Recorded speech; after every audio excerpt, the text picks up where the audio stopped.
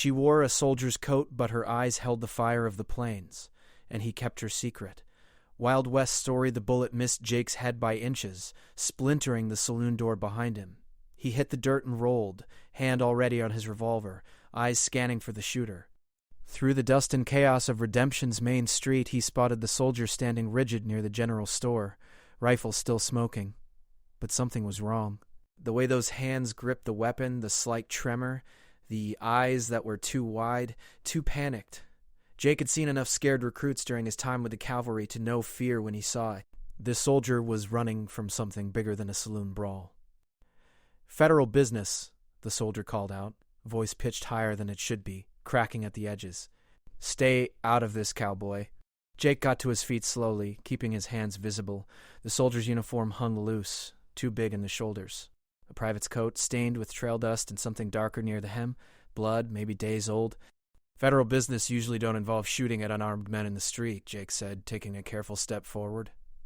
The soldier backed up, swinging the rifle toward him again. "I said stay back.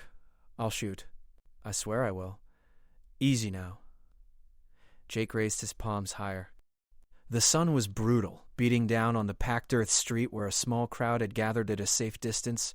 He could see the sheriff emerging from his office 3 buildings down, shotgun in hand. This was about to get ugly fast. "Nobody needs to die today." "You don't understand," the soldier said, and now Jake could see the desperation in those eyes, brown and fierce despite the fear. "They're coming. The whole regiment. They'll hang me for what I did." Before Jake could respond, hoofbeats thundered from the east end of town. 4 cavalry soldiers appeared, riding hard blue uniforms bright against the brown landscape. Their leader, a sergeant with a face like weathered leather, pulled up short when he saw the standoff.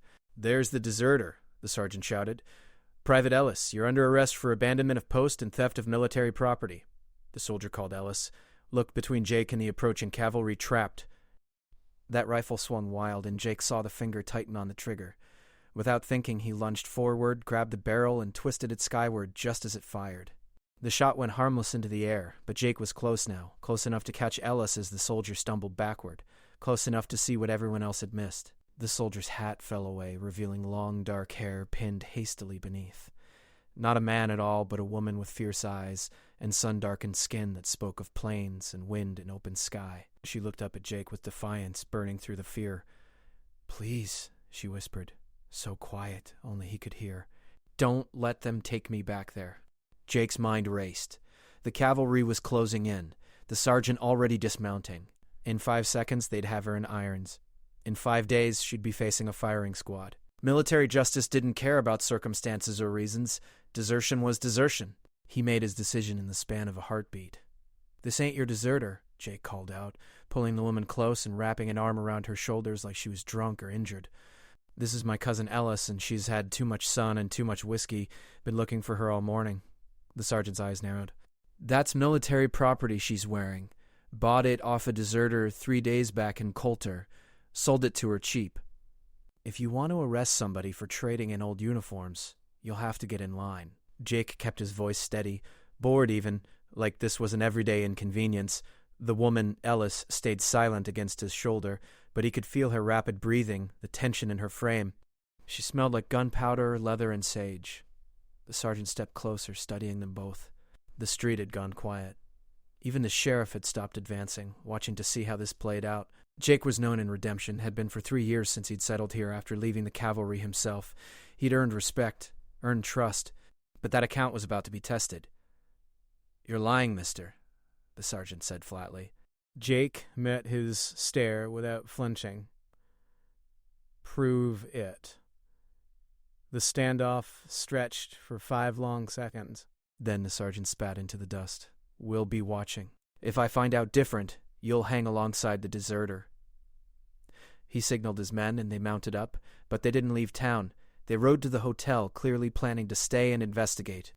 Jake waited until they were out of immediate earshot, then half-carried Ellis toward the side alley between the saloon and the bank. She tried to pull away, but he held firm. "Keep walking," he muttered, "and start talking. I just bet my life on you. Least you can do is tell me why." The bullet missed Jake's head by inches, splintering the saloon door behind him. He hit the dirt and rolled, hand already on his revolver, eyes scanning for the shooter. Through the dust and chaos of Redemption's main street, he spotted the soldier standing rigid near the general store, rifle still smoking. But something was wrong. The way those hands gripped the weapon, the slight tremor, the eyes that were too wide, too panicked. Jake had seen enough scared recruits during his time with the cavalry to know fear when he saw it. This soldier was running from something bigger than a saloon brawl. They made it to Jake's small house on the edge of town, a weathered structure with peeling paint and a porch that sagged on one side. Once inside, Ellis pulled away and stood in the center of the main room, still gripping that rifle like it was the only thing keeping her standing. Jake locked the door and pulled the curtains. "I didn't ask for your help," she said, voice steady now, no longer pitched high to sound masculine. "No, but you got it anyway." Jake moved to the window, peering through a gap in the curtain. No sign of the cavalry yet, but they'd come. The sergeant wasn't the type to let things go. Now talk. "Why'd you desert?" Ellis set the rifle against the wall and unbuttoned the heavy soldier's coat, letting it fall to the floor. Beneath it, she wore a simple cotton shirt and men's trousers, both dirt-stained and worn. "My name is Elena Martinez. That coat belonged to my brother, Carlos. He was the real Private Ellis." "Was?" Her jaw tightened. "He died 4 months ago at Fort Davidson. Cholera swept through the regiment. Killed 20 men in 2 weeks." She crossed to Jake's water basin and splashed her face, washing away layers of trail grime. When she straightened, her features were striking. Sharp cheekbones and a strong nose, eyes that held both sorrow and something wilder, something untamed. Carlos was all I had. When he died, they were going to ship me back to Denver, marry me off to some merchant my uncle picked out, a man 3 times my age who collects wives like cattle. Jake leaned against the doorframe, arms crossed. "So you stole your brother's identity?" "I survived in it," Elena corrected. "Wore his coat, answered to his name, kept my head down. The regiment was deploying west to Fort Sullivan. I figured I'd desert somewhere along the way, disappear into one of the territories." She met his eyes. "But the sergeant, Warren, he's suspicious. Started watching me too close. Asked too many questions. I had to run before he figured it out." "And the shooting at me? You startled me. I thought you were one of Warren's men." A ghost of a smile crossed her face. "You move quiet for someone your size. Cavalry training." Jake pushed off the wall and grabbed a bottle of whiskey from the shelf. He poured 2 glasses and offered her one. She took it without hesitation and drank it straight, not even wincing. "So what's your plan now? Warren's not leaving without answers." "I keep moving. There's a supply train heading to Santa Fe tomorrow morning. I'll stow away, get far enough south that they'll never find me." "They'll search every wagon, then I'll walk." "Through Apache territory? Alone?" Jake shook his head. "That's suicide." Elena's eyes flashed with anger. "Better than hanging. Better than being some old man's property, bearing his children until my body gives out." She drained the second glass of whiskey he'd poured for himself. "I survived 4 months as a soldier, marched through dust storms and slept in frozen mud. I can survive whatever comes next." Jake studied her. This woman who wore her brother's coat and carried herself like she'd been born with a rifle in her hands. There was something in her bearing, a defiance that reminded him of wild horses he'd seen on the plains, the ones that would rather die than be broken. The Martinez family from Las Cruces? She nodded slowly. "You know them?" "Know of them. Your father was Diego Martinez, the rancher. Heard he died a few years back? Apache raid. They killed him and my mother both. Carlos and I barely escaped." She wrapped her arms around herself, suddenly looking younger, more vulnerable. "After that, my uncle took control of everything. The ranch, the money, us. Said we were his responsibility. Carlos enlisted to get away from him. I wasn't so lucky. Until now, she agreed." A knock at the door made them both freeze. Jake put a finger to his lips and motioned for Elena to move into the back room. She grabbed the rifle and disappeared silently. He waited until she was hidden before opening the door. The sheriff stood there, hat in his hands. Frank Morrison had been wearing that badge for 15 years and had the tired eyes to prove it. "Jake, got a minute?" "Always got time for you, Frank." Jake stepped aside to let him in, keeping his body angled to block the view of the back room. Frank didn't sit down. He stood in the center of the room, rotating his hat in his hands. "That Sergeant Warren, he's asking questions. Says you're harboring a deserter. Says he's got authority to search every building in town if necessary. He can search all he wants. Won't find any deserters here, Jake." Frank's voice carried a warning. I've known you 3 years. You're a good man, but you're also stubborn as hell. If you're lying to federal cavalry, that's a noose around your neck. Nobody's lying, Frank. The sheriff sighed and put his hat back on. Warren's planning to search your place tomorrow morning. First light. He's camping at the hotel tonight with his men. He moved toward the door, then paused. Whatever you're doing, do it smart. And if you're hiding someone, make sure they're worth the risk. After Frank left, Elena emerged from the back room. He knows. He suspects. But Frank's a good man. He won't make it easy for Warren. Jake moved to the window again. The sun was setting, painting the sky in shades of orange and red. We need a new plan. We? He turned to face her. You think I went through all that trouble just to hand you over now? Besides, I've got my own reasons for not trusting military justice. He didn't elaborate, and she didn't ask. Some wounds were too old to pick at. Elena set the rifle down and approached him, stopping a few feet away. In the fading light, her features were softer, but those eyes still held that fierce quality, like embers that refused to die. Why are you helping me? You don't know me. For all you know, I could have done something terrible. Did you know? And that's all I need to know. Jake grabbed his own rifle from above the fireplace and checked the ammunition. Here's what we're going to do. There's a canyon about 5 miles north of here, cuts through the mesa. Local Comanche use it sometimes for trading, but it's mostly empty this time of year. We leave tonight, take the back trails. By the time Warren searches this place at dawn, we'll be long gone. And then what? Then we figure out how to get you somewhere safe. Maybe Mexico. Maybe California. Somewhere that coat and that name don't matter anymore. He shouldered his rifle and gathered supplies, jerky and hardtack, canteens and ammunition. But first we survive tonight. Elena watched him work, something shifting in her expression. You're risking everything for a stranger. No, Jake said, meeting her eyes. I'm risking everything because everyone deserves a chance to be free. Your brother died for that right, even if it was from cholera instead of bullets. Least I can do is make sure his sister gets the same chance. She nodded slowly, and for the first time since that bullet had missed his head, Jake saw something other than fear or anger in her face. He saw hope, fragile and uncertain, but there nonetheless. They prepared in silence, and when full dark settled over redemption, they slipped out the back door and into the night. Behind them the cavalry slept, unaware that their quarry was already running. Ahead of them, the desert stretched vast and unforgiving under a blanket of stars. The trail north was treacherous in the dark, but Jake knew every rock and ravine from years of riding this territory. Elena kept pace behind him, her boots barely making a sound on the hard-packed earth.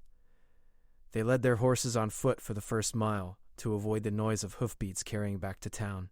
The night air was cold, a sharp contrast to the day's brutal heat, and Jake could see his breath misting in the moonlight. When they finally mounted up, Elena swung into the saddle with practiced ease. You ride well, Jake observed, keeping his voice low.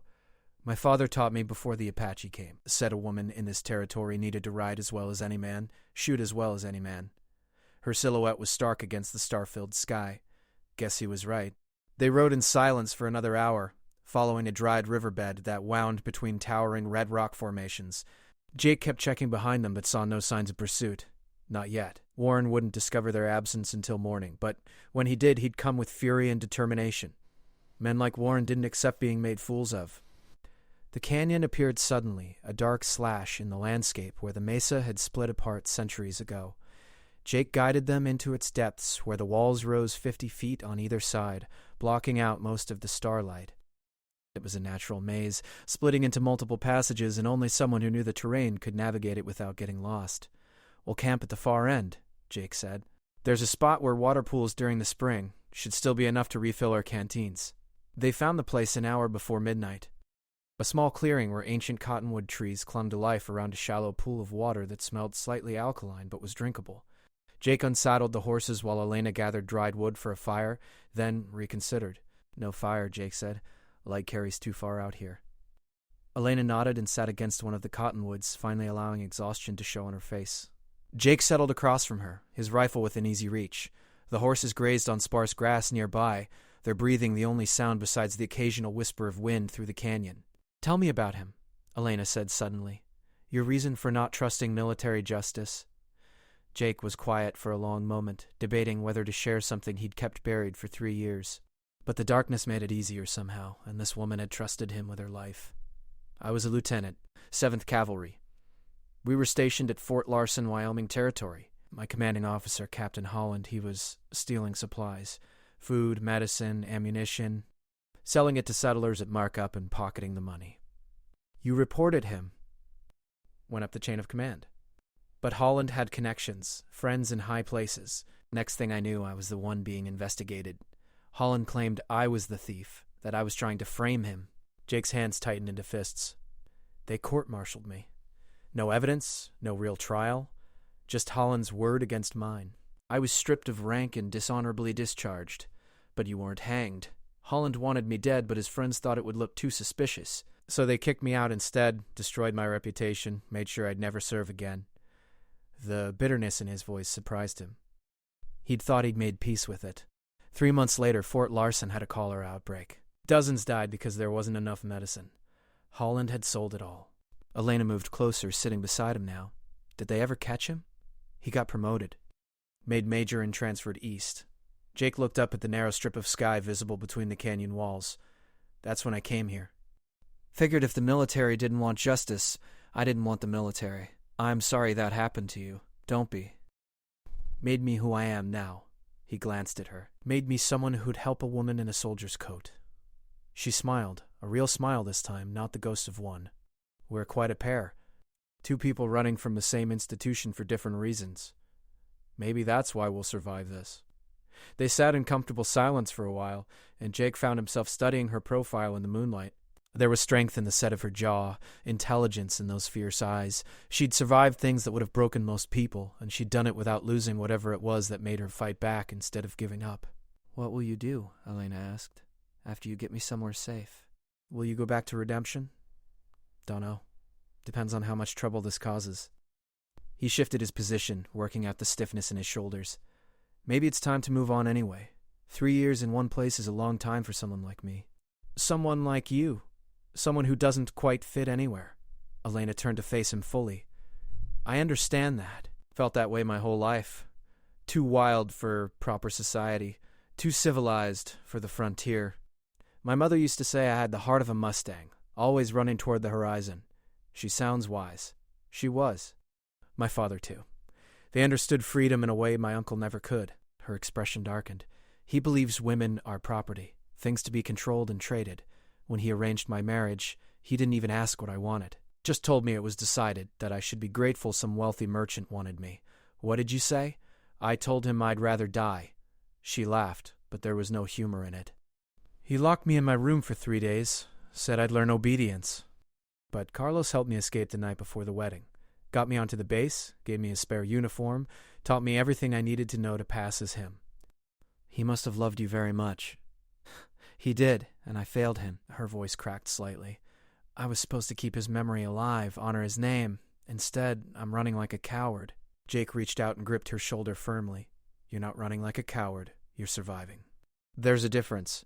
Carlos would understand that. She met his eyes, and something passed between them, an understanding that went deeper than words. 2 damaged souls recognizing each other in the darkness. Get some rest, Jake said, releasing her shoulder. I'll take first watch. We'll need to move again before dawn. Elena nodded and lay down, using her saddle as a pillow. Within minutes, her breathing had evened out into sleep.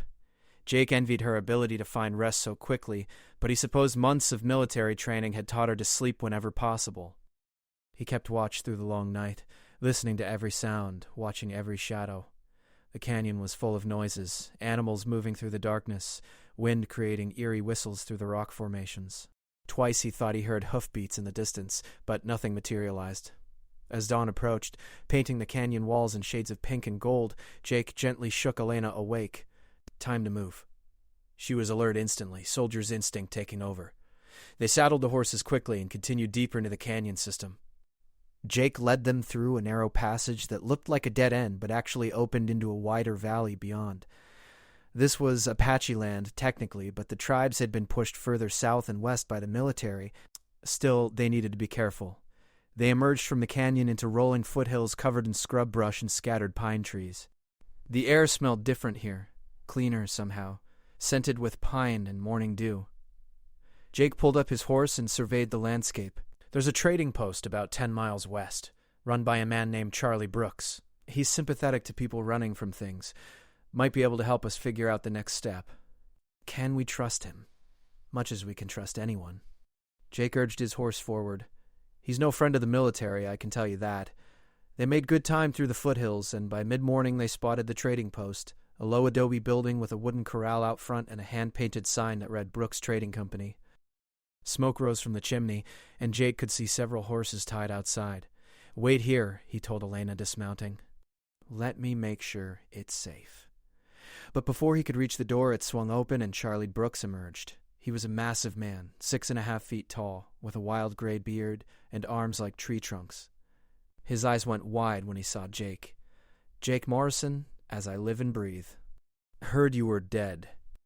"Rumors of my death are greatly exaggerated, Charlie." Jake relaxed slightly. "Need to talk to you. Private-like." Charlie's gaze shifted to Elena, still mounted on her horse, and his expression grew knowing. "That wouldn't be the deserter the cavalry's hunting, would it? How'd you hear about that already? Cavalry patrol came through here 2 hours ago. Sergeant Warren and his boys said they were tracking a dangerous deserter, showed me a sketch." Charlie grinned. "Sketch showed a man, though. Funny thing." Elena dismounted and walked her horse forward. "I'm not dangerous." "Didn't say you were, miss." Charlie's expression softened. "Any enemy of Warren's is a friend of mine. Come inside, both of you. Got fresh coffee and information you'll want to hear." The interior of the trading post was cluttered but organized. Shelves stocked with everything from ammunition to canned goods to leather tools. Charlie poured them coffee from a pot that had been sitting on the stove too long, and they sat around a rough wooden table. "Warren's been telling folks you killed 2 soldiers during your escape," Charlie said bluntly. "Says you're armed and extremely dangerous." Elena's face went pale. "That's a lie. I never killed anyone." "I know that, and Jake knows that, but the rest of the territory doesn't. Warren's turning this into a manhunt." Charlie leaned back in his chair, which creaked under his weight. "He's got authorization to form a posse. Word is, he's offering $50 for information leading to your capture." Jake cursed under his breath. "This just got a lot more complicated. There's more," Charlie continued. "Warren's not just cavalry. He's a bounty hunter on the side, has been for years. He's got a reputation for never giving up once he's on someone's trail." He looked at Elena with something like pity. "Whatever you did to make him this determined, it must have been serious." Elena set down her coffee cup with trembling hands. "I didn't do anything. I just wanted to be free." "Sometimes that's enough," Charlie said quietly. "Freedom scares men like Warren. Makes them think the world's falling apart." Jake stood and moved to the window, watching the trail they'd ridden in on. "What are our options, Charlie?" "If you head south into Mexico, Warren can't follow officially, but he'll find a way. Man's got connections with the Federales. East takes you back toward civilization and more cavalry. North is Cheyenne territory, and they're not welcoming visitors right now." He paused. "West is your best bet. There's a settlement called Hope's End, about 60 miles from here. It's not on any maps, run by former slaves and Mexican refugees. They don't ask questions and they don't cooperate with authorities. 60 miles is a long way with a manhunt on our trail." "It is, but I can help with that." Charlie disappeared into a back room and returned with a weathered map. He spread it on the table and traced a route with his finger. "There's an old Comanche trail that runs parallel to the main road but stays hidden in the valleys. It adds 10 miles to the journey, but you won't be spotted. I'll give you supplies. Fresh horses if you need them." "Why are you helping us?" Elena asked. Charlie's expression grew distant. "Because 20 years ago I was running too. Running from a plantation in Mississippi where I'd been born into chains. Military caught me in Texas, said I was stolen property, tried to send me back. A man helped me escape, got me west where I could be free."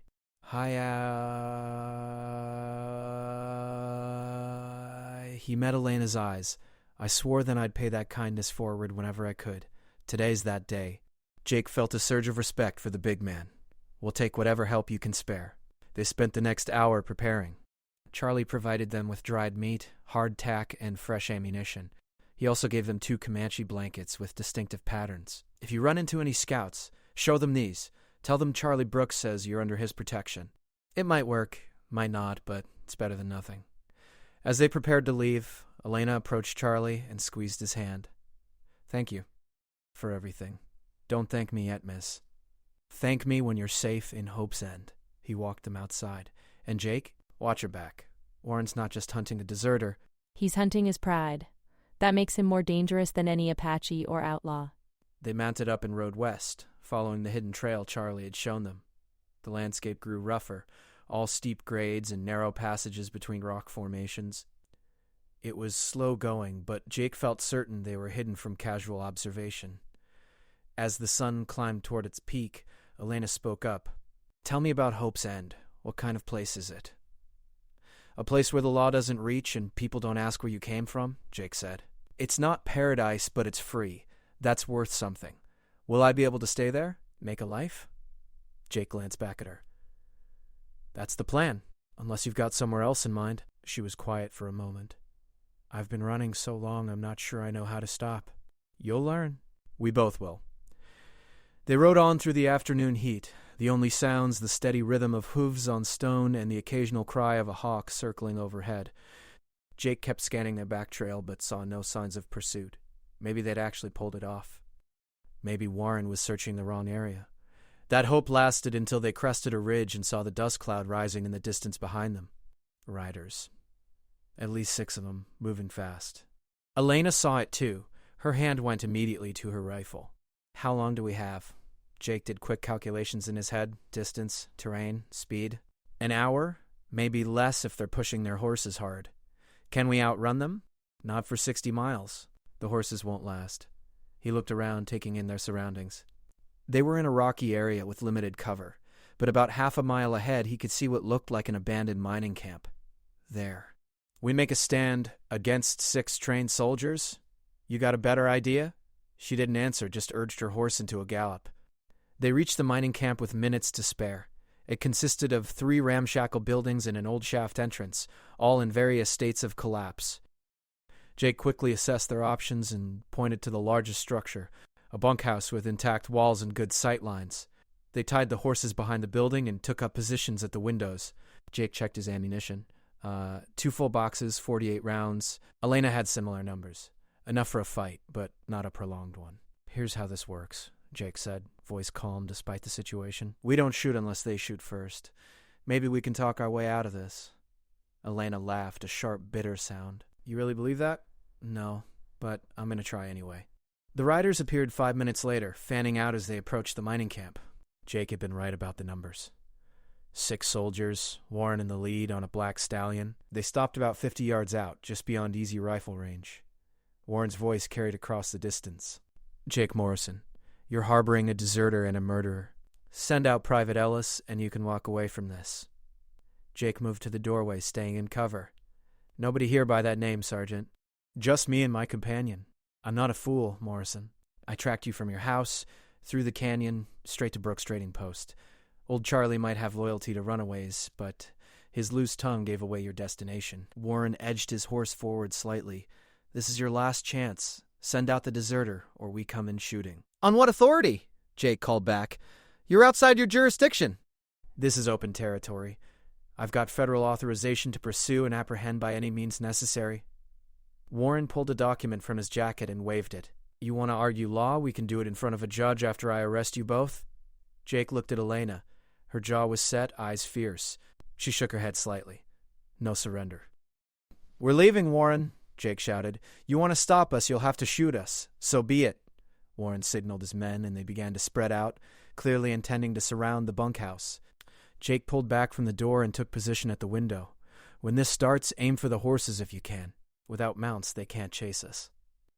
"I'm not letting you die for me," Elena said. "Then don't get killed. That's the best way to honor the sacrifice." Before she could respond, gunfire erupted.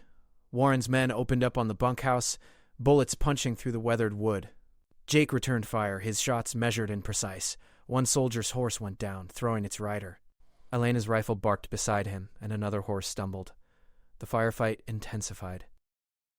Jake could hear Warren shouting orders, directing his men to flank the building. This was exactly what Jake had feared. They had good defensive position, but limited ammunition and no escape route. A bullet struck the window frame near Jake's head, spraying splinters. He ducked back, reloaded, then popped up and fired again. 2 more soldiers dismounted, taking cover behind rocks. "We can't hold them off forever," Elena said, her voice tight with stress but steady. "As soon as there's an opening, we make a run for the horses. But Warren wasn't giving them an opening. His men kept up steady fire while 2 soldiers worked their way around to the back of the building. Jake realized too late what was happening. "They're going for the horses," he shouted, moving toward the back door. He was 3 steps away when the door burst inward. A soldier charged through, rifle raised. Jake's revolver came up instinctively and he fired. The soldier went down hard, blood blooming on his uniform. The first man Jake had killed in 3 years. There was no time to process it. Another soldier appeared in the doorway. Elena's rifle cracked and the man fell backward. "Go!" Jake grabbed Elena's arm and pulled her toward the front of the building. They burst out the door into chaos. Warren's remaining men were repositioning, not expecting them to charge. Jake fired as he ran, forcing the soldiers to dive for cover. They made it to the horses. Jake cut the ropes and swung into the saddle, Elena right behind him. Bullets kicked up dust around them as they spurred the horses into a gallop, racing away from the mining camp. Warren's furious shouts faded behind them as they rode hard, pushing the horses to their limits. Jake glanced back and saw 3 soldiers mounting up to give chase, but their horses were tired from the previous pursuit. It would take them time to catch up. "We can't keep this up," Elena gasped, her horse lathered with sweat. "The horses won't make it to Hope's End." Jake's mind raced. "There's another option. Dangerous, but it might work. There's a canyon system about 3 miles north. It's a maze, easy to get lost in. If we can reach it before they catch up, we can lose them in there. And if we get lost too, then we die of thirst instead of bullets." He gave her a grim smile. "At least it's a choice." They veered north, the land becoming more rugged with each mile. Behind them, the pursuing soldiers were gaining ground. Jake could hear their horses now, the thunder of hooves on rock growing louder. The canyon entrance appeared ahead, a narrow gap between towering walls. Jake and Elena plunged into its depths, and the world transformed. Shadows engulfed them, the temperature dropping 20 degrees in an instant. The passage twisted and turned, splitting into multiple branches. Jake chose paths at random, trusting instinct over knowledge. Left, then right, and left again. The sound of pursuit echoed strangely off the walls, seeming to come from everywhere and nowhere at once. After 15 minutes of blind navigation, Jake pulled up in a small clearing where 3 passages met. He dismounted and pressed his ear to the ground, an old cavalry trick. The vibrations of hoofbeats came from 2 directions, growing fainter. "They split up," he said. "We might have lost them." Elena slid from her saddle, leaning against her exhausted horse. "Now what?" Jake looked up at the narrow strip of sky visible between the canyon walls. The sun was past its peak, shadows lengthening. "Now we find a way out of here and pray Hope's End is everything Charlie promised." The canyon proved to be both blessing and curse. They'd lost Warren's men, but they were also hopelessly turned around. Every passage looked the same, twisting corridors of red rock that seemed to lead nowhere. Jake's sense of direction, usually reliable, was completely thrown off by the maze-like structure. They walked the horses to conserve their strength, leading them through narrow gaps and around fallen boulders. The air was thick with dust, and water was becoming a concern. Their canteens were half empty, and there was no telling how long they'd be trapped in this stone labyrinth. "There," Elena said suddenly, pointing upward. High on the canyon wall, barely visible, were markings. Painted symbols in faded red and white. Comanche signs. My father taught me to recognize them. "This one means water." Jake studied the marking, then looked around for a way up. A rough trail, more suggestion than path, led up the canyon wall. "It's worth a shot." They climbed for 20 minutes, the horses struggling on the steep incline. But Elena had been right. The trail opened onto a shelf where a spring bubbled from between rocks, creating a small pool before disappearing back into the stone. They let the horses drink first, then filled their canteens. From this vantage point, Jake could see the canyon system spreading out below them. It was even more complex than he'd thought, a natural fortress of stone. But in the distance, he could also see where the passages converged and opened onto flat land beyond. "There's our way out," he said, pointing. "That direction is west. If we can reach that opening before dark, we'll be back on course for Hope's End." They descended carefully and resumed their journey through the canyons, this time with a clear destination in mind. The sun crept lower, painting the canyon walls in shades of orange and purple. Jake kept checking behind them, but there were no signs of pursuit. Either they'd truly lost Warren, or the sergeant was biding his time. As twilight approached, they emerged from the canyon system onto a high desert plateau. The land stretched out before them, painted in the colors of sunset, endless and empty. Jake consulted the rough map Charlie had given them. 40 miles to Hope's End, he said. We can't make it tonight. The horses need rest. They found shelter among a cluster of rocks and made a cold camp. No fire, no light, just darkness and stars. Elena sat with her back against a boulder, staring up at the night sky. I keep thinking about those soldiers, she said quietly. The ones we shot. The one you killed. Don't, Jake said. They made their choice. We made ours. That's all there is to it. Is it, though? That man had a family, probably. People who loved him. And now he's dead because of me. Jake moved to sit beside her. He's dead because he chose to follow orders without question. Because he never stopped to think whether what he was doing was right. He looked at her profile in the starlight. You can't carry that guilt. It'll eat you alive. How do you do it? Live with the violence? I don't live with it. I live around it. There's a difference. Jake pulled his coat tighter against the cold. Every man I've killed, I remember. Their faces, the circumstances. I don't forget and I don't forgive myself. But I also don't let it stop me from doing what needs to be done. Elena turned to look at him. You're a complicated man, Jake Morrison. So are you, Elena Martinez. She smiled slightly. Fair point. She shifted closer, sharing warmth. What happens when we reach Hope's End? Do we just say goodbye and go our separate ways? The question surprised him, though it shouldn't have. He'd been wondering the same thing. Somewhere along this journey, she'd stop being just a woman who needed help and become something more. A companion. Maybe something beyond that, though he wasn't ready to examine it too closely.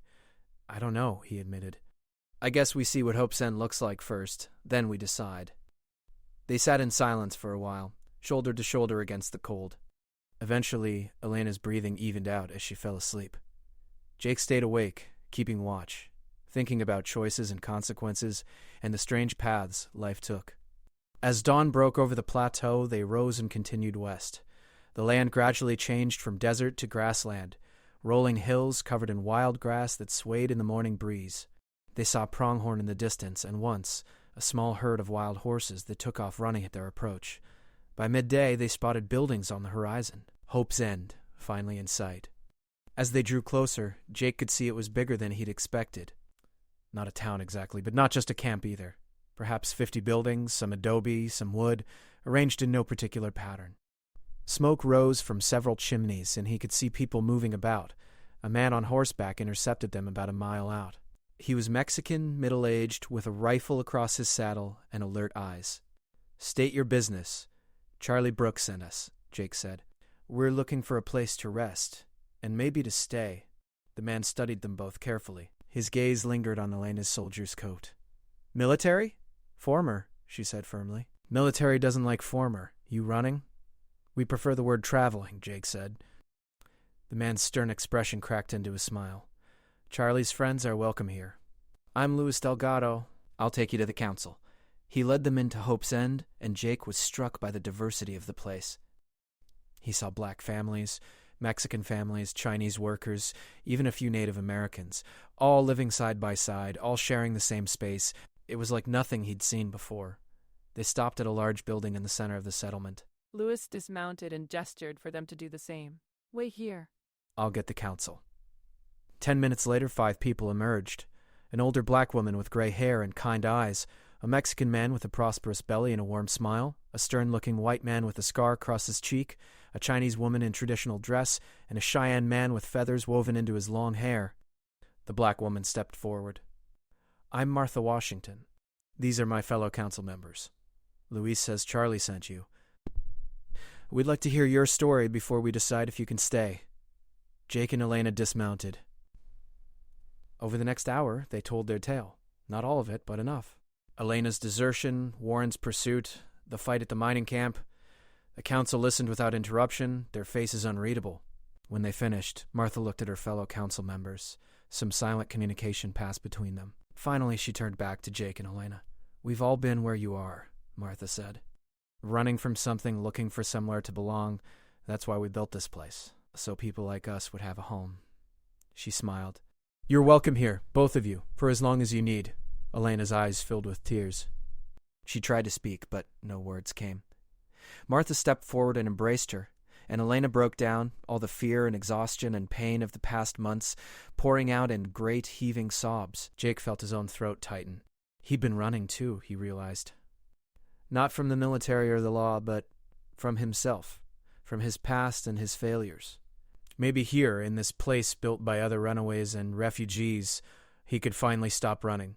They could both stop running. There are empty cabins on the east side, the Mexican council member said. His name was Francisco, and his smile was genuine. Take your pick. We'll help you get settled. As the sun set on their first day in Hope's End, Jake and Elena stood on the porch of a small but sturdy cabin, looking out over the settlement. People were gathering in the central area, preparing for some kind of communal meal. Children played in the streets. It looked like peace. It looked like home. Thank you, Elena said, her hand finding his. For everything. For believing me, for helping me, for getting me here. Jake squeezed her hand. Thank you for giving me a reason to remember what I was fighting for. And what's that? Freedom. Real freedom. Not just from the military or the law, but freedom to be whoever we want to be. He looked at her, this woman who'd worn a soldier's coat but carried fire in her eyes. Freedom to choose our own path. Elena smiled, and in that smile, Jake saw the beginning of something new. Not an ending, but a beginning. They'd run as far as they could run, and now they could finally start living. But as night fell, a single horseman sat on a ridge overlooking Hope's End. Sergeant Warren dismounted and pulled out a spyglass, scanning the settlement until he found what he was looking for. 2 figures on a cabin porch, holding hands, looking like they'd found paradise. Warren smiled, but there was no warmth in it. He pulled out his notebook and wrote down the location, adding sketches of the settlement's layout. Then he mounted up and rode away, disappearing into the gathering darkness. The game wasn't over. It had only just begun. 3 weeks passed in Hope's End like a dream. Jake found work helping to build an addition to the schoolhouse. Elena took a job at the community stable, using the skills her father had taught her. They fell into a routine that felt natural, like they'd been doing it for years instead of weeks. The cabin they'd claimed became home in small increments. Elena hung Comanche blankets on the walls, gifts from the settlement's Cheyenne families who'd taken a liking to her. Jake built furniture from scrap wood, a table and chairs, shelves for the few possessions they'd accumulated. In the evenings, they'd sit on the porch and watch the sunset over the grasslands, neither of them speaking much, both content in the silence. But Jake couldn't shake the feeling that they were living on borrowed time. He found himself scanning the horizon constantly, checking faces in the crowd, listening for hoofbeats that sounded wrong. Elena noticed but said nothing, though he caught her doing the same thing when she thought he wasn't looking. It was Luis who brought the news that confirmed Jake's fears. He rode up to their cabin one morning, his horse lathered with sweat, his face grim. "There's a man in Clearwater asking questions about this place," Luis said without preamble. Clearwater was the nearest legitimate town, about 20 miles east. Cavalry sergeant. Tall man, cold eyes, been showing around sketches of a woman and a man. Jake's stomach dropped. Warren. That's the name. He's not being subtle about it either. Offering money for information, threatening people who won't talk. Luis dismounted and accepted the water Elena brought him. He knows this place exists. It's only a matter of time before he comes. "Then we leave," Elena said immediately. "We won't bring trouble to Hope's End." "Too late for that," Luis said. "Warren's asking about this place specifically. He already knows enough to cause problems. You leaving won't change that." He looked at Jake. "Martha wants to see you both. Council's meeting now." They found the council already assembled in the main hall. The atmosphere was tense. Martha gestured for them to sit. "We've dealt with law trouble before," she said. "Usually it's bounty hunters looking for escaped slaves, or rangers looking for people who broke some unjust law. We've always protected our own." She paused, choosing her words carefully. "But this Sergeant Warren, he's different. He's got federal authority, and he's patient. Men like that don't give up." "We'll leave," Jake said. "Head further west, maybe, to California. And next week, next month, he'll follow," Francisco interjected. "This man has made it personal. I've seen it before. He won't stop until he's won or he's dead." The Cheyenne council member, whose name was Running Wolf, spoke up. "There are ways to disappear. My people know many of them. Hidden valleys, caves, places the white man's maps don't show." "That's just more running," Elena said, frustration clear in her voice. "How long do we run? The rest of our lives?" "Until Warren gives up or finds someone else to chase," Martha said practically. "It's not fair, but it's survival." The scarred white man whom Jake had learned was called Davis leaned forward. "There's another option. We deal with Warren ourselves. Make him understand that Hope's End is off limits. You mean kill him? Jake said flatly. I mean make him disappear. The same way we've made problems disappear before. Davis's expression was hard. This settlement exists because we protect it. Sometimes that means doing hard things. No. Elena stood abruptly. I won't have blood on my hands. Not like that. Warren's following orders. Twisted orders, cruel orders, but he believes he's doing right. Then what do you suggest? Davis challenged. Elena looked at Jake, something shifting in her expression. We give him what he wants. Sort of. Jake understood immediately. You want to turn yourself in? Not exactly. I want to negotiate. Elena turned to address the council. Warren wants a deserter. What if the deserter died? Out in the desert, tragic accident, body recovered. He gets to close his case, claim his victory. We get to disappear for real. Martha considered this. It's risky. You'd need a body. We've got the cemetery, Francisco said slowly. 3 unmarked graves from last winter. A woman, roughly the right age. If we exhumed her, dressed her in Elena's coat, weathered by the elements, it's morbid, the Chinese council member Li Wei said. But it could work. If Warren believes the body is genuine, his hunt ends. And if he doesn't believe it? Jake asked. Then we're no worse off than we are now, Elena said. But if it works, everyone's safe. Hope's End. You and me, everyone. The council debated for another hour, but eventually agreed to Elena's plan. It was decided that Luis and Jake would deliver the body to Clearwater, claiming they'd found it in the desert while hunting. They'd collect any reward money Warren offered, which would be split with the family of the woman they were exhuming. 3 days later, Jake and Luis rode into Clearwater with a canvas-wrapped body strapped to a pack horse. The town was small, just a main street with a dozen buildings. Warren's presence was immediately obvious. 4 cavalry horses tied outside the saloon, and the man himself sitting on the porch watching everyone who passed. Jake dismounted slowly, keeping his hands visible. Sergeant Warren, got something you might be interested in. Warren stood, his hand resting on his sidearm. Recognition flickered in his eyes. Jake Morrison, funny seeing you here. Found a body out in the desert. Reday's dead, looks like exposure. Figured you might want to take a look, given what Luis here says you've been asking about. Warren's eyes narrowed. He walked to the pack horse and pulled back the canvas. The body was in poor condition, deliberately weathered to obscure details, but the soldier's coat was unmistakable. Elena's coat, complete with the bloodstains near the hem. Warren studied the corpse for a long time. Jake forced himself to breathe normally, to show no signs of deception. This was the moment. If Warren didn't believe it, everything fell apart. Finally, Warren straightened. Where'd you find it? About 40 miles west, near the canyon systems. Looks like the person got lost, couldn't find water. Jake kept his voice neutral.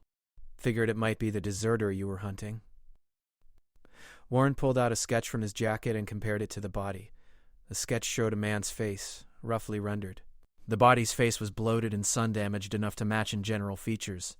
This is Private Ellis, Warren said finally. The deserter I was tracking. Then I expect there's a reward, Luis said. Warren's jaw tightened, but he nodded. $50. I'll have it sent to the sheriff's office here in Clearwater. You can collect it tomorrow. He looked at Jake and something cold flickered in his eyes. Seems awful convenient you finding this body. Desert's full of convenient coincidences, Jake replied. People die out there all the time. They stared at each other for a long moment. Finally, Warren turned away and signaled to his men. Pack up.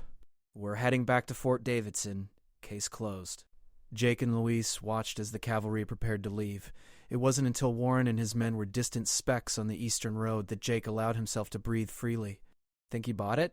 Luis asked. Don't know. But it's done either way. Jake looked at the sky, gauging the time. Let's collect that money and get home. They returned to Hope's End as heroes. The whole settlement turned out to greet them, celebrating not just Elena's freedom, but the fact that they'd outsmarted the military. That night there was a feast in the main hall, with music and dancing and more food than Jake had seen in months. Elena found him on the edge of the celebration, standing in the shadows, watching. You did it, she said, slipping her hand into his. You saved me, again. We did it, Jake corrected. All of us. She leaned against him, and they stood like that for a while, listening to the music and laughter. I keep waiting for it to feel real, Elena said, for it to sink in that I'm actually free. Give it time. What about you? Do you feel free? Jake thought about it. Getting there. For the first time in 3 years, I feel like I'm where I'm supposed to be. Elena looked up at him, and in her eyes he saw the same fire that had first caught his attention. But now there was something else too. Hope. Trust. Maybe even love, though neither of them had spoken that word yet. Dance with me, she said suddenly. I'm not much of a dancer. Neither am I. We'll figure it out together. They joined the celebration, and Jake Morrison, former cavalry lieutenant and drifter, danced with Elena Martinez, former deserter and wild spirit, under stars that seemed to shine brighter over Hope's End than anywhere else in the world. But 90 miles to the east in a telegraph office in Fort Davidson, Sergeant Warren composed a message. It was addressed to military command in Washington, and it detailed his suspicions about Hope's End. The body had been too convenient, the timing too perfect. He'd closed the case officially, but that didn't mean he was done. Warren had learned patience during his years as a bounty hunter. He could wait. And when the time was right, he'd return to that settlement and uncover the truth, even if it took years. Because Sergeant Robert Warren never lost. It just occasionally changed his timeline. 6 months passed, and Hope's End flourished. The settlement grew to nearly 70 families as word spread about the safe haven in the grasslands. Jake became something like a town sheriff, settling disputes and organizing defenses. Elena opened a small ranch on the outskirts, breeding and training horses with skills she'd learned from her father. They'd built a life together, though they still maintained separate cabins, dancing around the obvious feelings between them with a caution born of too much past pain. But everyone in Hope's End knew it was only a matter of time. It was on a warm spring evening that everything changed. Jake was making his rounds when he noticed a rider approaching from the east. A single horseman, moving at a casual pace, no threat apparent. But something about the silhouette made Jake's instincts scream danger. He mounted his horse and rode out to intercept the stranger, bringing Luis and 2 other men with him. As they drew closer, Jake's suspicions were confirmed. Cavalry uniform? Sergeant's stripes? Cold eyes that missed nothing? Warren. But he was alone, and his rifle was secured in its saddle holster.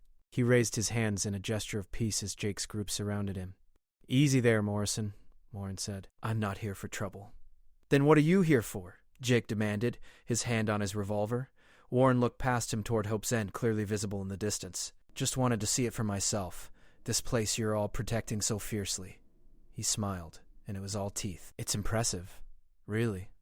The diversity, the organization, the way you've all come together. Get to the point, Warren. The point is, I know. I've known since that day in Clearwater. That body wasn't Private Ellis. Wrong height, wrong build once I really examined the photographs I had. He leaned forward in his saddle. But I closed the case anyway. Officially, Private Carlos Ellis died in the desert, case solved, end of story. Jake's mind raced, trying to understand the trap. Why? Because I realized something while I was chasing you across half the territory. I was hunting someone who didn't deserve to be hunted. A woman who just wanted to be free, helped by a man who'd been betrayed by the same system that betrayed me. Warren's expression shifted, something almost like regret showing through. My brother was a deserter, Morrison. Got executed for it 10 years ago. Said he couldn't stomach the killing anymore, the brutality. They shot him at dawn, and I had to watch. Silence fell over the group. Warren continued, his voice quieter now. I became everything he wasn't. A hunter, a perfect soldier. I thought if I could catch every deserter, stop every runner, maybe it would balance out somehow. Maybe it would make his death mean something. He shook his head. But all I did was become the thing he was running from. So what now? Luis asked. You here to make amends? I'm here to warn you. There's a new commander at Fort Davidson. Colonel Pierce. He's a zealot. Believes in military justice like it's religion. He's been reviewing old cases, and he's not satisfied with how the Ellis case closed. Warren met Jake's eyes. He's sending a patrol here. 20 men, well-armed, with orders to investigate Hope's End as a possible deserter haven. Elena appeared then, having spotted the commotion. She rode up fast and pulled to a stop when she saw Warren. Her hand went to her rifle, but Jake shook his head slightly. When? Jake asked Warren. 2 weeks. Maybe less if they push hard. Warren looked at Elena. You've built something good here. All of you. It would be a shame to see it destroyed because of one man's obsession. What do you suggest we do? Elena asked, her voice tight. Disappear the evidence. Anyone who's running from military justice, move them somewhere else temporarily. Clean up anything that looks like an organized refuge. When Pierce's patrol arrives, make this place look like just another frontier settlement. Warren pulled out a map from his jacket and handed it to Jake. He's coming from the east, following this route. You'll see them coming from at least 2 days out if you post scouts. Why are you helping us? Jake asked. Warren was quiet for a moment. Because I'm tired of being the villain in other people's stories. Because maybe, just maybe, I can do one thing that would make my brother proud. He turned his horse. I'm officially retiring in 2 months. Moving west to California, going to try my hand at something other than hunting people. This is my last act as Sergeant Robert Warren. He started to ride away, then paused and looked back at Elena. Your brother would be proud of you, Private Martinez. You honored his memory better than I ever did my brother's. They watched him ride away until he was just a speck on the horizon. Elena's hand found Jake's, squeezing tight. Do we trust him? Luis asked. Do we have a choice? Jake replied. If he's telling the truth, we have 2 weeks to prepare. If he's lying, we're no worse off than we were yesterday. Martha and the council called an emergency meeting that night. The hall was packed with worried faces as Jake relayed Warren's warning. The debate was intense, opinions divided. Some wanted to fight, to protect what they'd built with force if necessary. Others wanted to scatter, to preserve lives over property. It was Elena who proposed the middle ground. We don't have to choose between fighting and running. We can do both. We organize a defense, but we also prepare evacuation routes. If Pierce's patrol comes with peaceful intentions, we welcome them and show them a legitimate settlement. If they come looking for a fight, we're ready. And the people who are running from military justice? Martha asked. There are at least 15 families here who could be arrested. We moved them to the hidden valley Running Wolf told us about, Jake suggested. It's only 20 miles north, sheltered enough to hide a small group. They stay there until Pierce's patrol leaves, then come back. Over the next 2 weeks, Hope's End transformed. They built watchtowers on the surrounding hills and posted round-the-clock scouts. Families with wanted members moved to the hidden valley, taking supplies and livestock with them. The remaining settlers prepared a story about Hope's End being a cooperative farming settlement, founded by people looking for a fresh start. Jake organized defensive positions and weapons caches, but he prayed they wouldn't be needed. Elena worked with the horse trainers to ensure every family had a mount and an escape route mapped out.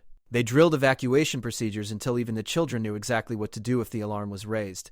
On the 13th day, the scouts spotted the cavalry patrol, 20 men, just as Warren had said, riding in formation with Colonel Pierce at their head. They were 2 days out, moving at a steady pace, showing no signs of hostility, but also no signs of peaceful intentions. The council made the final decision. They would greet Pierce's patrol peacefully, but weapons would be kept close at hand. If things went wrong, the signal would be 3 rifle shots in quick succession. Everyone would scatter to predetermined positions. When the patrol arrived, Martha, Jake, Elena, and Francisco met them at the settlement's edge. Colonel Pierce was a stern man with gray hair and eyes like chips of ice. He surveyed Hope's End with obvious suspicion. I'm Colonel Nathan Pierce, commander of Fort Davidson. I'm here to investigate reports that this settlement is harboring military deserters. I'm Martha Washington, head of the settlement council, Martha replied calmly. You're welcome to investigate, Colonel. We have nothing to hide. Hope's End is a farming cooperative, established by families looking for a chance at a better life. Pierce dismounted, and his men followed suit. I'll need to interview your residents. Examine your records. Search for military property or wanted individuals. Of course. We'll cooperate fully. Martha gestured toward the main hall. Perhaps you and your officers would like some refreshment while your men begin their investigation. Over the next 6 hours, Pierce's men searched every building, interviewed every resident, examined every document. Jake watched it all with mounting tension, knowing that one slip, one wrong word, could bring everything crashing down. Pierce himself interrogated Jake, clearly recognizing him from his cavalry days. Lieutenant Morrison, or should I say former Lieutenant Morrison, dishonorably discharged for theft and corruption. The charges were false, as I'm sure you know if you reviewed my file. I know what the file says. I also know you've made a habit of interfering with military justice. Pierce leaned forward. If I find even one deserter here, Morrison, you'll hang alongside them. That's a promise. But Pierce found nothing. The settlers stuck to their story, the buildings revealed no hidden deserters, and the records showed only legitimate residents building legitimate lives. As the sun set, Pierce reconvened with his officers, frustration evident on his face. Jake watched from a distance as the officers conferred. He could see Pierce arguing for more time, for a more thorough investigation. But his second-in-command was shaking his head, pointing out that they'd found no evidence, that their orders had been to investigate and report, not to occupy. Finally, Pierce turned and addressed Martha. "We found no evidence of wrongdoing. Hope's End appears to be exactly what you claim it is." He remounted his horse, his expression sour. "But I'll be watching this place. Any reports of criminal activity, any hint of harboring fugitives, and I'll return with enough men to arrest everyone here." "We understand, Colonel. Safe travels back to Fort Davidson." The patrol rode out, and the entire settlement held its breath until they were out of sight. Then, and only then, did the celebration begin. They'd done it. They'd faced down military investigation and won, not through violence, but through careful planning and unity. That night, as the settlement relaxed for the first time in 2 weeks, Jake found Elena sitting on their favorite hill, watching the stars. He sat beside her without speaking. "I keep thinking about Warren," she said eventually. "How he spent years chasing something that would have made his brother ashamed. How he finally realized it was wrong. People can change. Sometimes it just takes the right moment. Do you think we'll ever stop looking over our shoulders? Ever really feel safe?" Jake considered this, maybe not completely. "But I think we can build something here that's worth protecting, worth fighting for if we have to. That's more than either of us had before." Elena leaned her head on his shoulder. "I love you, Jake Morrison. Probably have since you grabbed that rifle barrel and saved me from myself. I love you too, Elena Martinez." He kissed the top of her head. "The woman who wore a soldier's coat but whose eyes held the fire of the plains. That's quite a mouthful. It's the truth." They sat there as the stars wheeled overhead, two people who'd been running from different things but had found the same destination. Hope's End had earned its name. It was the end of running, the end of fear, the end of being alone. It was also the beginning of something new, something neither of them had dared to hope for. Freedom.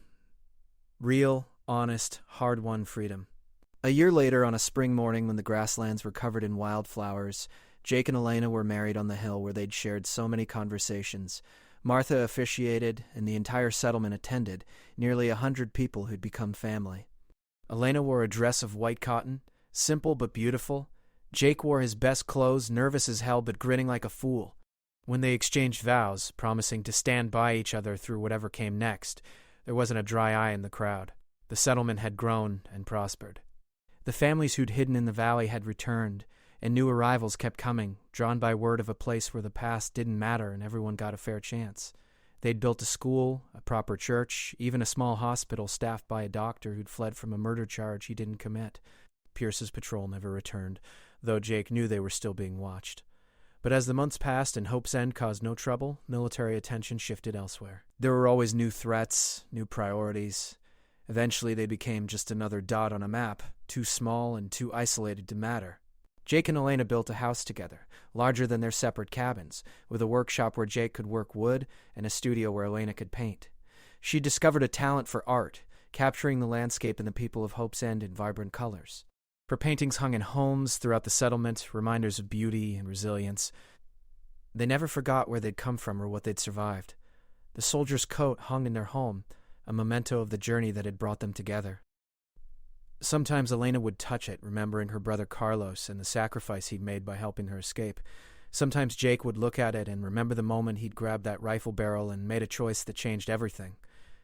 5 years after Elena's supposed death in the desert, they received a letter. It came through a complex network of intermediaries, handed off from settlement to settlement until it reached Hope's End. The return address said California, and the handwriting was careful and precise.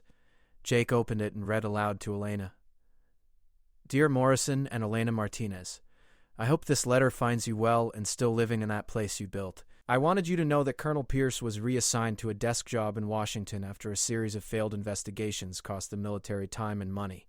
The new commander at Fort Davidson has no interest in chasing ghosts across the territories. Your secret is safe, probably forever. I've settled in San Francisco, opened a small business training security personnel. Turns out tracking people translates well to protecting them. I think about you both sometimes. Wonder if you ever got married, if that settlement is still standing. I hope you found what you were looking for. I'm still looking for what my brother was chasing, but maybe that's enough. Maybe the search is the point. Take care of each other and that community you built. The world needs more places like Hope's End. Respectfully, Robert Warren." Elena wiped tears from her eyes. He really did change. People can surprise you, Jake said, folding the letter carefully. Even the ones chasing you. They never wrote back, it was too risky, but they kept the letter.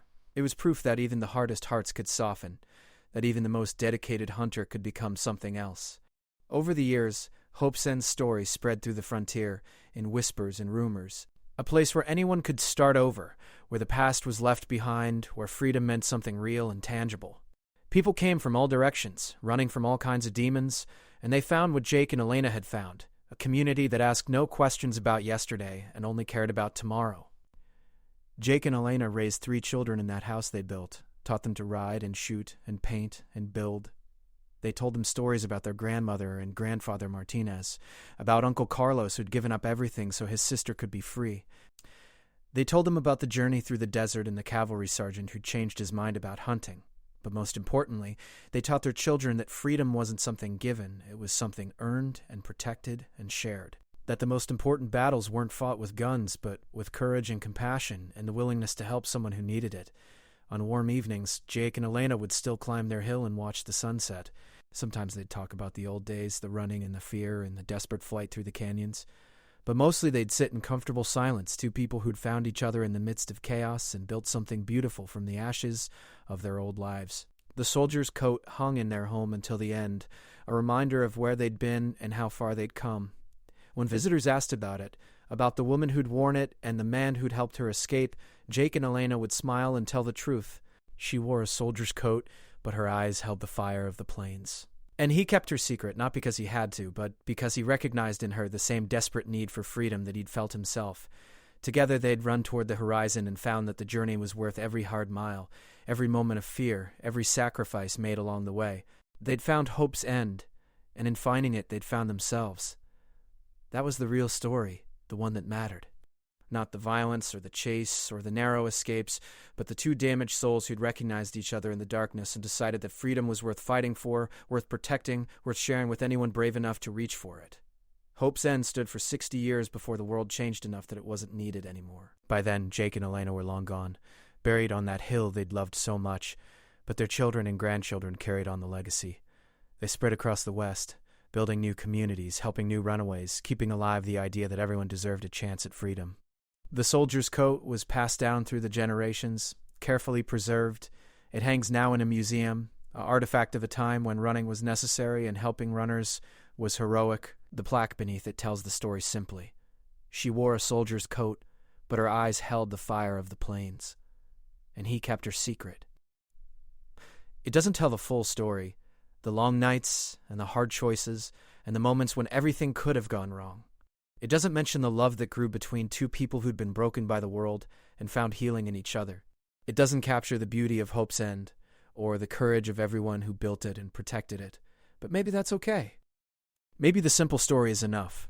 A woman running from injustice, a man choosing to help her, and a community that formed around the idea that freedom matters more than rules, more than duty, more than fear. In the end, that's what survives. Not the details of who shot whom or which canyon they hid in or how they fooled the sergeant. What survives is the truth that when people stand together, when they choose compassion over cruelty and freedom over control, they can build something that lasts long after they're gone. That's the legacy of Jake Morrison and Elena Martinez. That's the story of Hope's End. And somewhere in the vast American West, among the grasslands and the mesas and the endless sky, their spirits still ride together, still choosing freedom, still helping anyone brave enough to run toward the horizon and see what lies beyond it. The fire of the plains burns eternal, and the secrets we keep for each other become the bonds that hold us together. In the end, that's all any of us can hope for. To be remembered, not for how we ran, but for what we ran toward. Not for what we feared, but for what we protected. Not for the secrets we kept, but for the love that made those secrets worth keeping.